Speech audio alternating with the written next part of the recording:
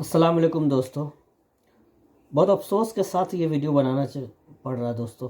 इस वीडियो को बहुत ज़रूर देखें। ये व्हाट्सएप यूनिवर्सिटी नहीं है, एक वकील है जो कि सुप्रीम कोर्ट में किसके लिए लड़ रहा है ये आप लोग बताएंगे।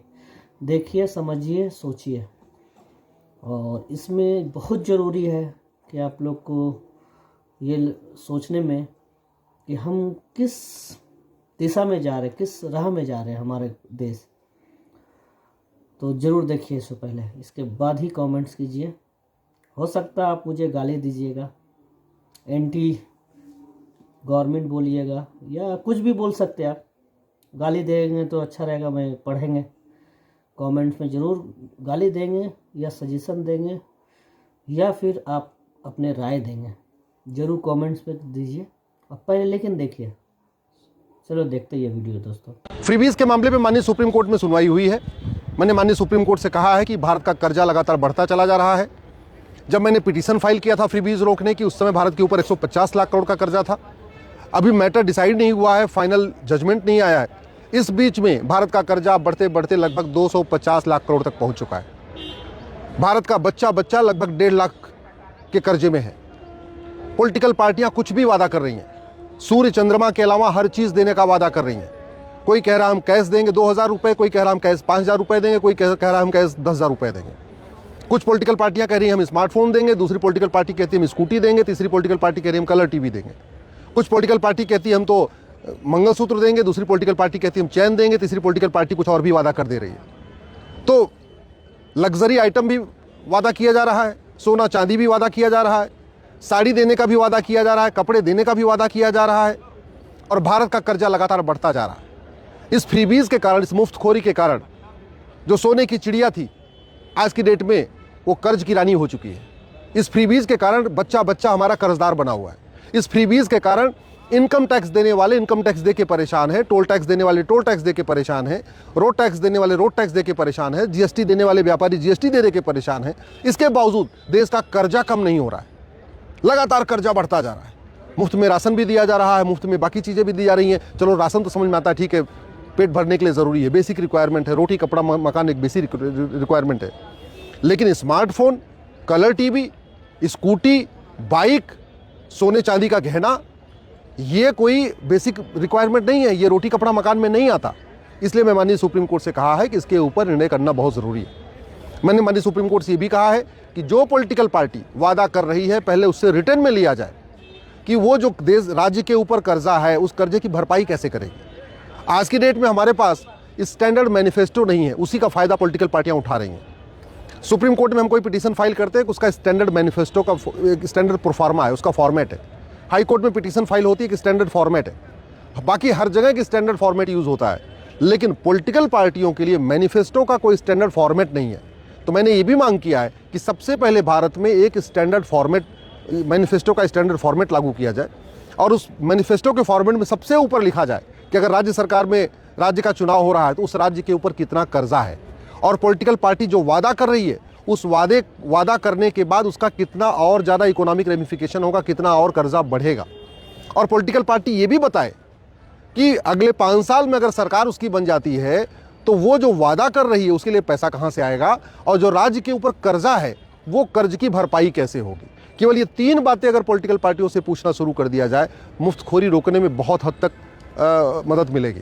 एक तो पॉलिटिकल पार्टियों के लिए कोई हमने रूल्स रेगुलेशन बनाया नहीं।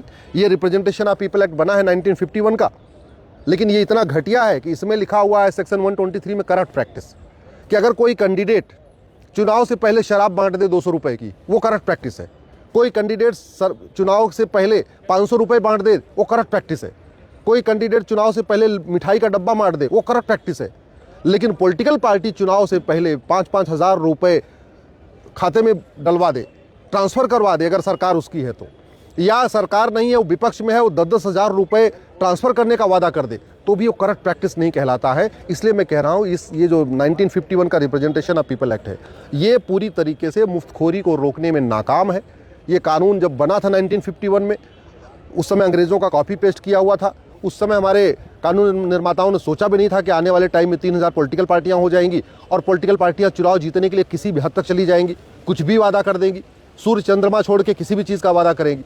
इसलिए अब समय आ चुका है एक स्टैंडर्ड मैनिफेस्टो का फॉर्मेट बनाया जाए। उस फॉर्मेट में सारी इन्फॉर्मेशन पहले ले लिया जाए पॉलिटिकल पार्टी से अंडरटेकिंग लिया जाए कि जो वो मैनिफेस्टो में वादा कर रही है उसकी भरपाई कैसे होगी। पॉलिटिकल पार्टी से ये भी वादा लीगली ले लिया जाए, उससे बाकायदा रिटर्न में लिया जाए कि जो वो वादा कर रही है वो 5 साल के सरकार में, अगर सरकार बनती है तो 5 साल में उसको पूरा भी करेगी। और पॉलिटिकल पार्टी से ये भी रिटर्न में लिया जाए कि अगर वो अपना मैनिफेस्टो लागू नहीं कर पाएगी तो उसका चुनाव चिन्ह कैंसिल हो जाएगा। इसलिए मैंने अपनी पीएल में भी मांग किया है इलेक्शन कमीशन ये सुनिश्चित करे कि जो पॉलिटिकल पार्टी अपना चुनावी वादा पूरा न कर पाए उसकी मान्यता रद्द किया जाए, उसका चुनाव चिन्ह वापस लिया जाए।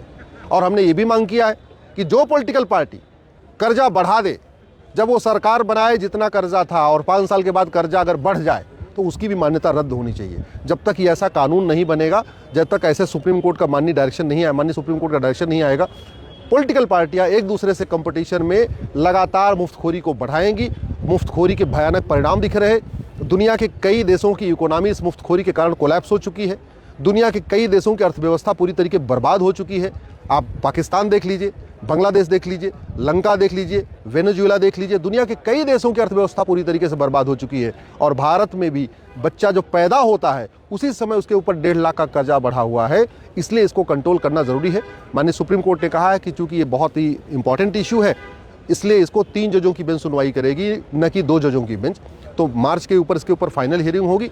हम लोगों ने अपना पूरा इसमें रिकमेंडेशन दे दिया है, पूरा सजेशन दे दिया है कि कैसे कैसे इसको रोका जा सकता है, वो हमने पूरा रिटर्न में दिया हुआ है। और हम आशा करते हैं कि बहुत जल्दी माननीय सुप्रीम कोर्ट इसके ऊपर फाइनल हियरिंग करके फैसला देंगे और भारत में मुफ्तखोरी रुकेगी। फ्री बीज जो मुफ्त की रेवड़ियाँ बट रही हैं, इस रेवड़ियों पर लगाम लगेगा। तो मेरे हिंदुस्तान और भारत के वासियों, ये वीडियो में क्या समझ में आया? मेरा वीडियो खास मकसद बनाने का ये नहीं है कि किसी को चिढ़ाना है।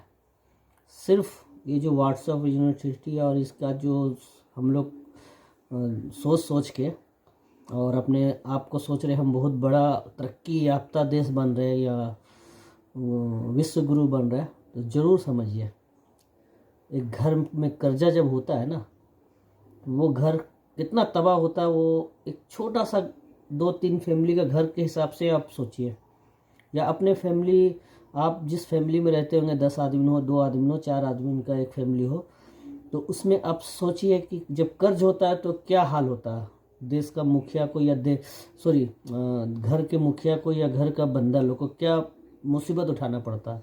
तो ये हमारा देश के बारे में है, तो ज़रूर सोचिए और इससे अलर्ट रहिए। ठीक है, थैंक यू हमारे वीडियो देखने के लिए।